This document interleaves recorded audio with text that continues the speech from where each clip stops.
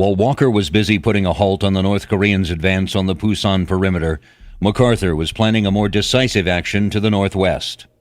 MacArthur is one of the great figures of U.S. military history. At the beginning of the war in Korea, his reputation was gigantic as a result of his victories in the Pacific War against the Japanese.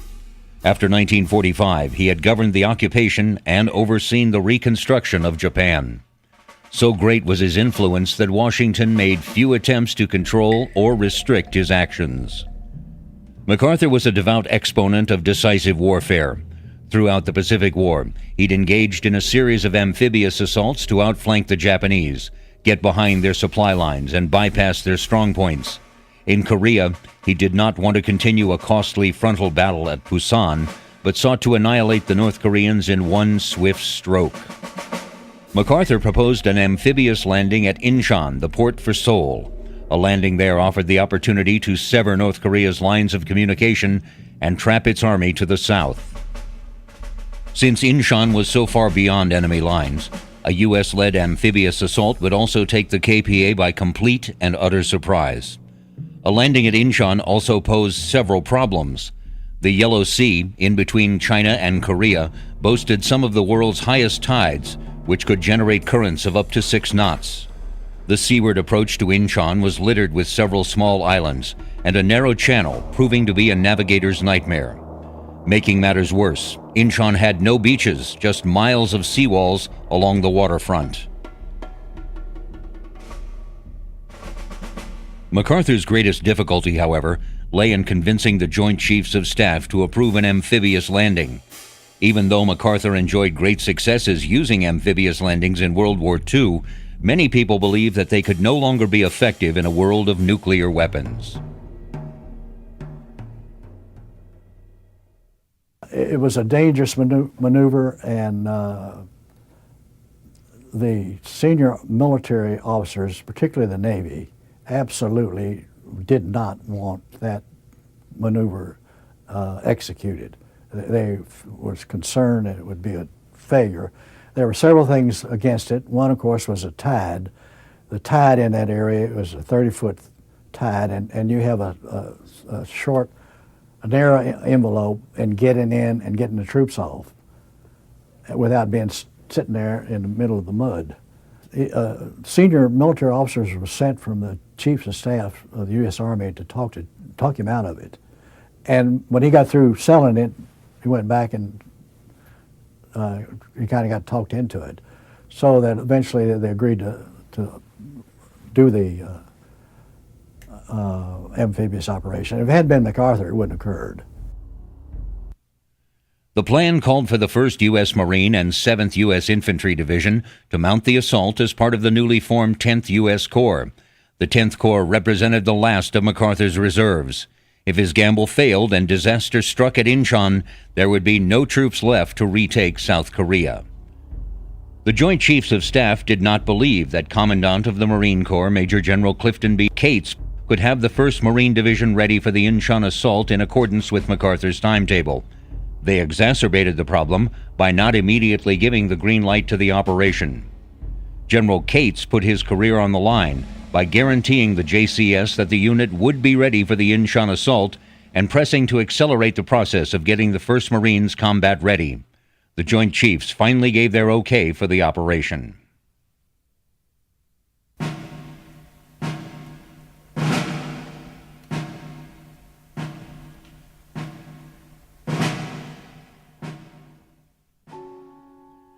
While the 1st Provisional Marine Brigade was making history at Pusan, the Marine Corps was frantically preparing the 1st Marine Division to follow. The division was built from scratch. Marine units throughout the Corps were stripped of men to fill positions. The 1st Marine Division contained less than 3,000 troops, and the 1st Marine Aircraft Wing, which would accompany the division, contained about 2,500. Not only did these two units have to be rebuilt and deployed, but the 2nd Marine Division and numerous non-divisional units had to be filled. The 129,000 Marine reservists were immediately mobilized, and Marine security forces and other branches contributed 50% of the personnel to fill up the ranks. In the first week of August, almost 14,000 regulars and reservists arrived at Camp Pendleton to join the 1st Marine Division. The 2nd Marine Division's only artillery battalions were sent from North Carolina. The 1st Marine Division's only artillery battalion was with the brigade in Korea. Their 2nd Regiment would be provided by the 1st Provision Brigade. Once pulled from the Pusan perimeter, it would be leading the Incheon assault 10 days later. The 1st Division sailed on August 10th through 22nd, but it was really only a third of a division, with the 5th Marines already in Korea and the 7th Marines to follow. On August 22, 1950, when 1st Marine Division Commander Major General Oliver P. Smith arrived in Tokyo with his planning staff, he did know that MacArthur had already set September 15th as D-Day Incheon.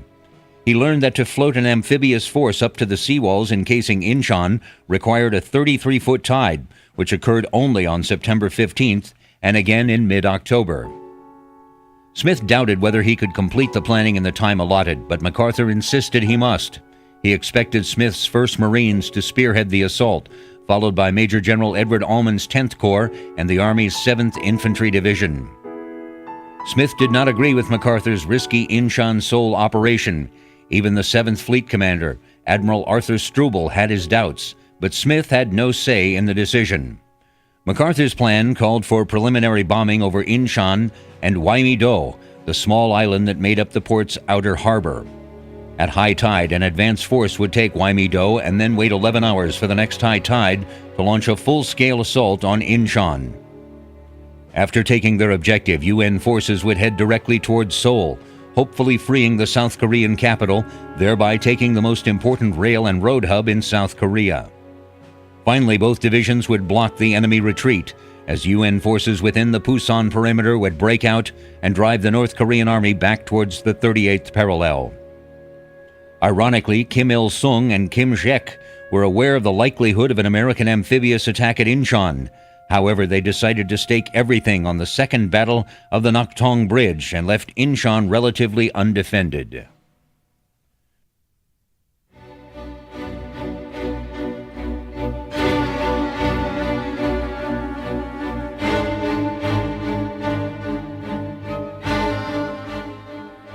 MacArthur chose Major General Edward M. Almond, a man with no prior experience with amphibious landings, to lead the attack on Incheon. Almond was MacArthur's chief of staff, an irritating and conservative army officer who objected to assaulting a defended city against unknown odds and unpredictable tides.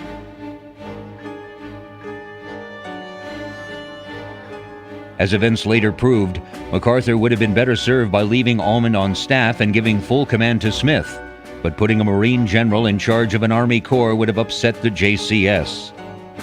10th Corps, made up of 1st Marine Division and the understrength 7th Infantry Division, prepared to launch their assault on September 15th, as MacArthur watched aboard the flagship of the amphibious assault force, the USS Mount McKinley. 5 days before the assault, Marine aircraft began a preliminary bombing of their targets. Hwai-mi-do was hit hard. For the first 2 days of bombing, American pilots dropped napalm on the small island. Then 4 UN cruisers, 2 from the US Navy and 2 from England, dropped anchor offshore and blanketed Hwai-mi-do with salvo fire. There was only a brief pause in this bombardment as 6 additional destroyers approached the island. These ships came within 1,000 yards of the island before firing their 5-inch howitzer guns. At 5:45 a.m., September 15, 1950, the naval guns fell silent. Minutes later, landing craft containing the 1st Battalion, 5th Marine Regiment raced towards shore. Corsair squadrons swooped overhead, providing cover. At 6:15, the air attack ceased, giving way to a blanket salvo of 5-inch rockets launched from 3 ships. 15 minutes later, Marines scrambled ashore on Hwai-mi-do. After being pounded heavily for several days, Hwai-mi-do's defenders were incapable of putting up much defense, and the island fell within 45 minutes. At 7 a.m., as MacArthur watched from the deck of the command ship, the Marines broke out the colors on Radio Hill. A few hours later, the island was clear of all North Korean defenders. With the island under their complete control, the Marines had only to wait for the next high tide.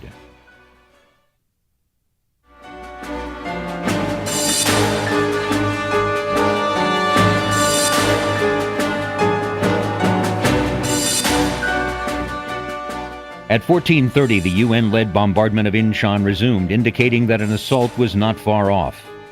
MacArthur had designated 2 landing points for the assault. Red Beach was close to the heart of Inchon and was surrounded by a stretch of seawall that required Marines to use scaling ladders to breach. Blue Beach was in a suburban industrial area south of the city and had a direct connection to the main highway system. Colonel Ray Murray's 5th Marines would land at Red Beach and then await reinforcements from Wymee-Do before attacking through Inchon. Meanwhile, the newly arrived 1st Division Marines, led by Chesty Puller, would land at Blue Beach and head directly for Seoul's main highway. At 17:30, after a heavy bombardment and on the evening high tide, both contingents of Marines hit their assigned beachheads. The disembarking Marines scrambled over the seawall and crawled through enemy bunkers to capture the dominating ground that surrounded the beachhead. Most of the Marines had to go up a ladder and over a 20-foot seawall. But my group went through a hole that the ships had blown through the seawall, and it was happened right where there was a little trailway going from the edge of the water up about 30-foot incline. And me being in the 3rd vehicle there, the first one made it fine, but the ruts that the wheels were in was low, and the center between the ruts was high, and the second amphibious truck bogged down, and we couldn't get around them because it was such a narrow pathway or roadway and high banks on the sides. So when the second truck bogged down, we all stopped, and we bailed out there and started up a steep bank, and there was a 4-strand barbed wire new fence at the top of that bank. Well, there was a machine gun, enemy machine gun active, and it slowed us down as well as the barbed wire fence slowed us down. And somehow somebody come up with a pair of side cutter pliers and cut the 3 bottom strands, and why they didn't cut the top one I don't know, but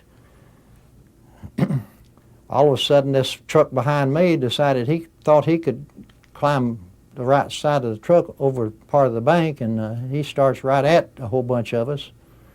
I was about 15 feet beyond that fence before I realized I'd even moved. But we went about a mile and climbed the hill and secured it for the night. Chesty Puller swung his regiment north to the railroad and the highway to cut off the approach of enemy reinforcements. After bypassing the city's initial defenses, the Marines took Inchon with relative ease. Troops moved from building to building along Inchon's coast, sweeping away enemy snipers and machine gun positions. Murray's 5th Marines quickly moved up through Red Beach's left flank and took Cemetery Hill. By 2000 hours, they had captured the right flank at Observatory Hill and continued pressing forward. As the first day's fighting came to an end, UN soldiers found themselves in control of Inchon's beachhead and most of the city. We went in D-Day at Inchon there and went up towards Seoul, and the battle for Inchon didn't last very long. There were not many troops there at all. We went up towards Seoul. By the following afternoon, the assault phase of the operation concluded in total success, with only 24 Marines killed and 174 wounded. General Smith placed Korean Marines in the rear to mop up Inchon and pushed on to Seoul. Once again, the Marines held up their end of the bargain. Now it was General Walker's turn to keep the ball rolling.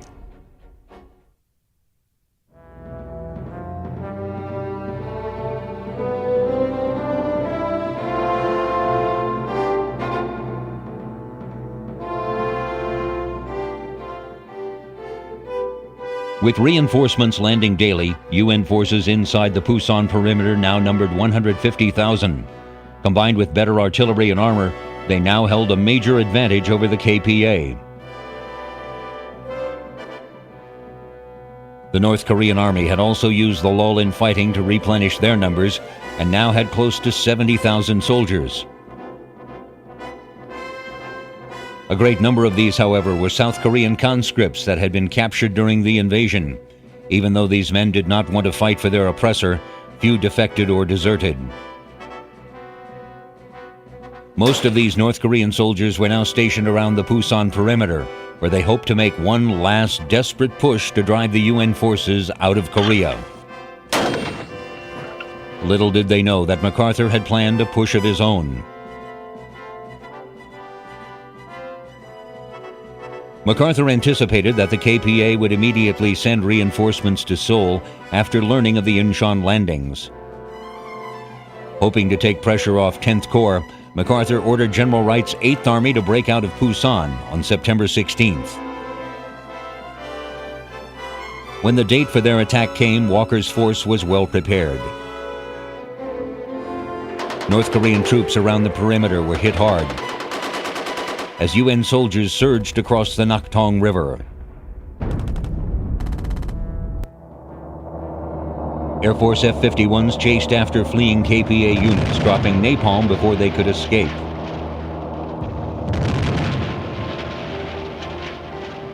Walker's men were held up by heavy fighting outside of Waegowin, but they soon managed to encircle the communist force and break through the resistance. From there, the front opened up and UN soldiers were able to reclaim much of the land they had lost to North Korea's invasion. The attack moved so quickly in some places that UN soldiers chased retreating KPA troops in trucks. When the communist soldiers turned to fight, Walker's men would unload and clear the area. Then they would get back into the trucks and continue with their mission. The UN forces advanced so quickly that they soon outran their supplies and were forced to halt for 2 days. When fuel and ammo reached them once more, they raced after the fleeing enemy. On the night of September 26, Walker's men united with 10th Corps. MacArthur's hammer had finally hit his anvil.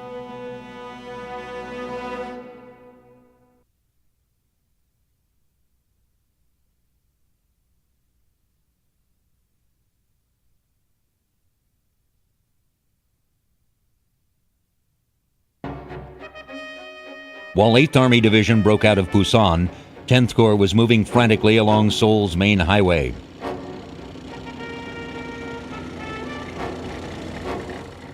Before joining back up with Puller's 1st Marine Division, Colonel Murray's 5th Marines made a detour out of Incheon to capture Kimpo Airfield.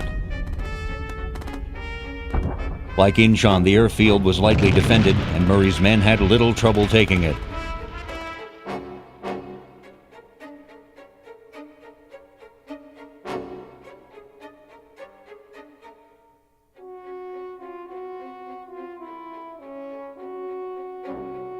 On September 17th, the 3rd Battalion, 5th Marines captured Kempo Airfield, located midway between Incheon and Seoul.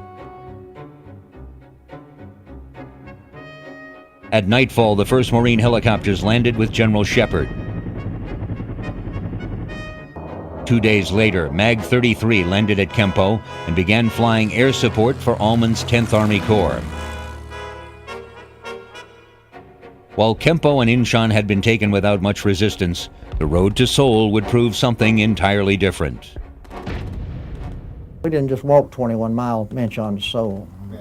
You go up one hill and down the other, it's a lot farther that way. And it seemed like every hill that I saw in Korea that we were going over was bigger than the hill before us. As 10th Corps drew closer to Seoul, they faced increasing numbers of North Korean soldiers. Unlike previous battles at Incheon and Kempo, these engagements proved both hard-fought and extremely violent. The North Koreans facing the 10th U.S. Corps had retreated to Seoul, where 20,000 held out in what they knew would be a last-ditch stand. Well, at times it's pretty rough. I saw my lieutenant look up over a dike, take a bullet right in the middle of his head. And that was the first injury that I saw.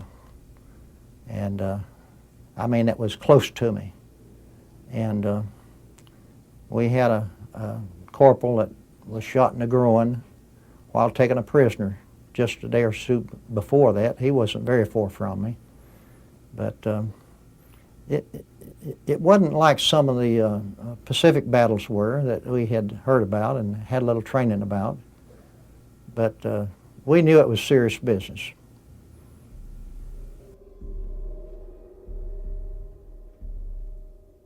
Puller's 1st Marines pushed toward the Incheon-Seoul Highway towards Yeongdeun-po, brushing off the first of several NKPA counterattacks.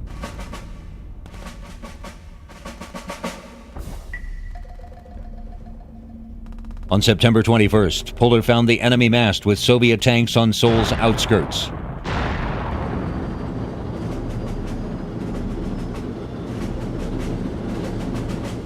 While Company A worked around the enemy's flanks, the rest of the regiment blasted the tanks, routed the force in front, and walked into Yeongdeun-po in the morning.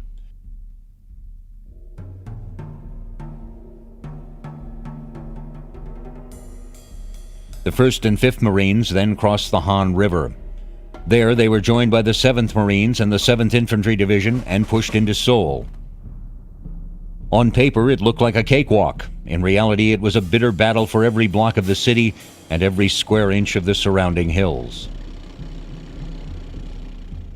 UNC artillery fire and close air support struck the city hard. Napalm caused hundreds of incendiary fires. Many of the remaining civilians died in the fighting. The North Koreans fought frantically, using suicide squads to destroy American tanks. In an attempt to slow the UN forces, KPA troops took up positions in the hills along Seoul's western border. The fighting was intense. Still, UN forces were barely able to drive the North Koreans from the peaks.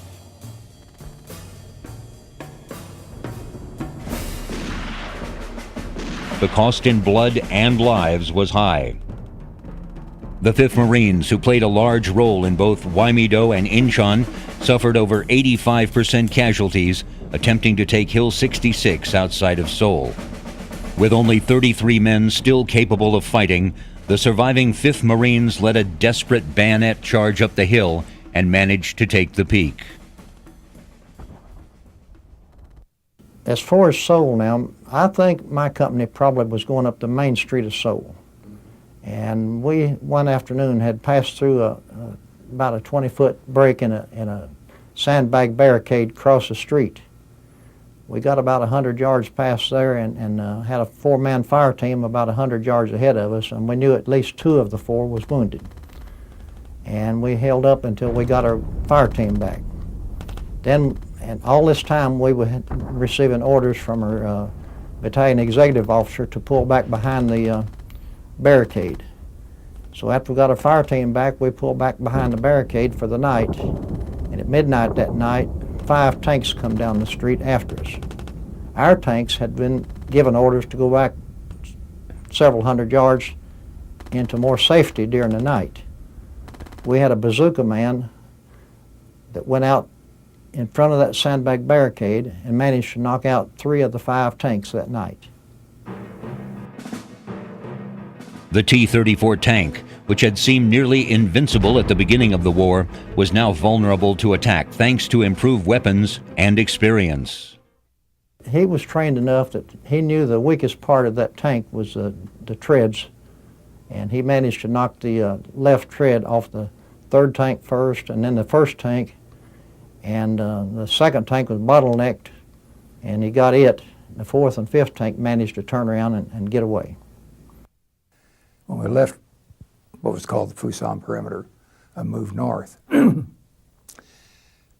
moved on north of Seoul, and Seoul was already taken from the landing at Incheon. We moved on north of Seoul, and we were going to cross 38th parallel. Of course, we stopped there because no word had been given to cross it yet. Then the word came across 38th parallel, and the 1st tank moved out and hit a mine. So that kind of slowed things down a little bit. They pulled back. And there was infantry there with us, said all the time. But that mine went off, they kind of started pulling back a little bit, not getting up too close behind the tank. Makes sense. But next day, we started to move up, and there was quite a bit of rifle and machine gun fire, but you couldn't see a thing. It was foggy. You could hear it all, but you couldn't see a thing. You know, you see maybe 50 meters. And they had been told, I say they, our people had been told from some prisoners that they were going to put some tanks on us the next day. Well, that was the morning we crossed. After they had some engineers up to clean out the mines. And that was probably what the firing was. They're trying to keep the engineers away. But we moved across, and you stop, and you could hear tracks. You could smell diesel smoke. We had gasoline engines. It was kind of eerie, really. We knocked out 8 tanks that morning, 8 of them. One of them, you always want to kind of protect yourself, so one vehicle was on the road, a tank was on the road, with his gun tube pointed to the south, just in case. T-34 come down the road around just a very slight curve, ran right into him. Just, nose to nose. And of course we had tanks on both sides of them, so that didn't last very long. But it was pretty interesting, and once we got through that, then it was back to the same thing with infantry. And most of the time, at that time, the Koreans were whipped. The North Koreans were whipped. They did not want to stand and fight. Once we got into North Korea, we just go where you want to. We had no problem with them. On September 25th, KPA soldiers began pulling out of Seoul. General Alman immediately announced the city's liberation, even though many North Koreans continued fighting. As UN forces continued fighting for Seoul, a group of Marines ascended the U.S. Embassy and raised the American flag. Other fighting men from many nations would repeat this process throughout the city, as Seoul was cleared of all enemy threats by September 28th. The Incheon Landing and Seoul's liberation proved to be the high water marks of MacArthur's career. On September 29th, the old soldier greeted South Korean President Ri and other dignitaries as they re-entered the city. Thanks to MacArthur's bold attack, the Korean War had taken a turn in the UN's favor. As North Korean soldiers everywhere were being driven back beyond the 38th parallel, the only question that remained was how far UN forces should pursue them. His battle at Incheon was so beautifully done. He drove the North Koreans out of South Korea very, very easily within a few short weeks, and basically he turned and said, I'll have the boys home by Christmas. There's not going to be any problem at all.